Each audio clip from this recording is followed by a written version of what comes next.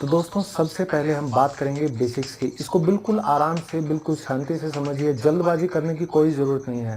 हाँ, आपको बहुत टाइम देना पड़ेगा इंग्लिश के लिए। All of a sudden overnight आपको कभी भी इंग्लिश नहीं आ सकती, रातों रात कोई भी नहीं सीख पाता। मेहनत तो करनी पड़ेगी, लेकिन कैसे करनी है, सही तरीका क्या है, वो मैं आपके साथ शेयर कर रहा हूँ आज। जब हम बेसिक्स की बात करते हैं, कोई भी हम लैंग्वेज जब सीखना शुरू करें, हमें पता होना चाहिए कि उस लैंग्वेज के लेटर्स क्या हैं, उसके अक्षर क्या हैं। तो जैसा कि आप सब जानते होंगे, मुझे बताने की भी ज़रूरत नहीं है कि ABCD Z तक सबको पता है। छोटे बच्चे से लेके बड़े को सबके पता है, तो इस पे टाइम वेस्ट हम नहीं करना चाहेंगे। Okay, A for Apple, B for boy, ये आप कहीं भी देख सकते हैं, इस पे टाइम वेस्ट नहीं करना। नेक्स्ट, जब हम बात करते हैं अल्फ़ाबेट की, तो ये हमारे सारे अल्फ़ाबेट्स हैं। ये सारे हमारे क्या हैं, अल्फ़ाबेट्स। और ABCD ये हमारे सारे क्या हैं, ये हैं हमारे लेटर्स। ये हैं हमारे लेटर्स, ये 26 होते हैं। याद नहीं करना, सिर्फ एक बार देख लो। अब ABCD क्या होता है, ये आपको पता है, गुड। सेकंड, ABCD को हम दो हिस्सों में बांटते हैं, एक है कॉन्सोनेंट और एक होता है वाउल्स।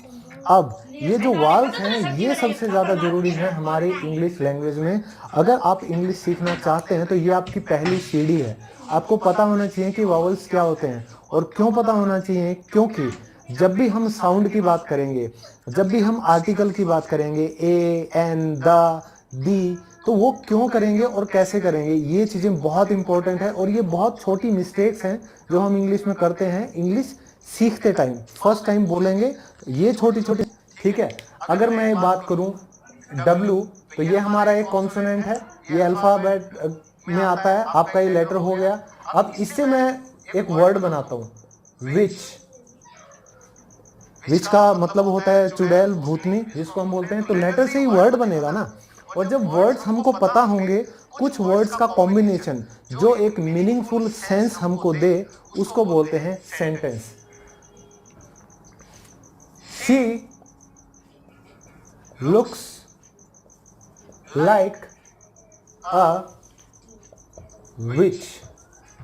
वैसे कभी इसको किसी को कहना नहीं, ऐसे पिटाई हो जाएगी। लेकिन सेंटेंस, ये एक पूरा सेंटेंस बन गया कि वो एक भूतनी की, एक वो एक चुड़ैल की तरह दिखाई देती है। ठीक है, सिर्फ मजाक है, सीरियस नहीं होना। तो लेटर से हमारा क्या बना, वर्ड बना। वर्ड से हमारा क्या बनता है, सेंटेंस बनता है। और सेंटेंस से अगर मान लो आपकी किसी से बात होने लगे इस टॉपिक के ऊपर कि विचक्राफ्ट क्या होता है, जो भूतों वाली चीजें होती हैं ये क्या होती हैं, आपको कोई स्पीच देनी हो, आपको कोई आर्टिकल लिखना हो, या कोई बात करनी हो किसी से, तो आपकी क्या वो बन जाएगी, स्पीच।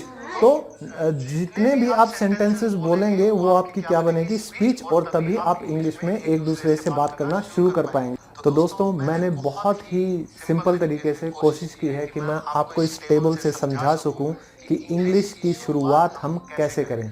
सबसे पहले मेरे सभी दोस्तों के लिए, आय का मतलब मैं, कई दोस्त ऐसे भी होंगे जिनके लिए शायद ये चीज़ें भी मुश्किल होती हों बोलते वक्त। सो एक बार थोड़ा सा इसको समझ लीजिए। आई, जब भी आप खुद के बारे में बात करें, कोशिश करें कि आपका जो सेंटेंस है उसकी शुरुआत कैसे हो, आई से हो।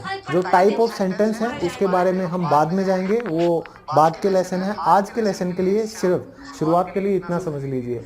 खुद के बारे में बात करेंगे तो आई, कुत्ता, बिल्ली, सबके लिए आप क्या लगाएंगे, इट लगाएंगे। अगर आपको जेंडर पता है किसी का, आपका पालतू कुत्ता है, तो आप ही या शी लगा सकते हैं। अब या तो आपका कोई दोस्त हो जिसका आपको नाम पता हो, या आप उसको सीधा क्या बोलेंगे, ही बोलेंगे। लड़की है तो शी बोलेंगे, नॉन लिविंग है तो इट बोलेंगे, या आपको नाम पता है तो नाम बोलेंगे। तो अगर आप कभी भी इन चीजों को देखें तो समझ जाएं कि शुरू कैसे करना है आपको। अब यू, अगर आप किसी को भी यू करके, तुम मेरी बात सुनो, यू लिसन टू मी, समझ रहे हैं, तो ये सेंस जब एक बार आपको आ जाएगी ना, देखो शुरुआत करना हमेशा मुश्किल होता है। तो एक बार आपको इन चीजों से शुरुआत मिलेगी तो बाकी का सेंटेंस भी कभी ना कभी आप कंप्लीट कर ही लेंगे। अब तुम का मतलब होता है यू। तो जब भी आपको किसी से बात करनी हो, किसी को कुछ कहना हो, आप अपना सेंटेंस में क्या जोड़ सकते हैं, यू। अब they, okay, they are not good people, वो अच्छे लोग नहीं हैं, stay away from them. So वो भी दे के साथ ही आएगा। तो ये दे का मतलब होता है वे सब। नाउ वी का मतलब हम, वी आर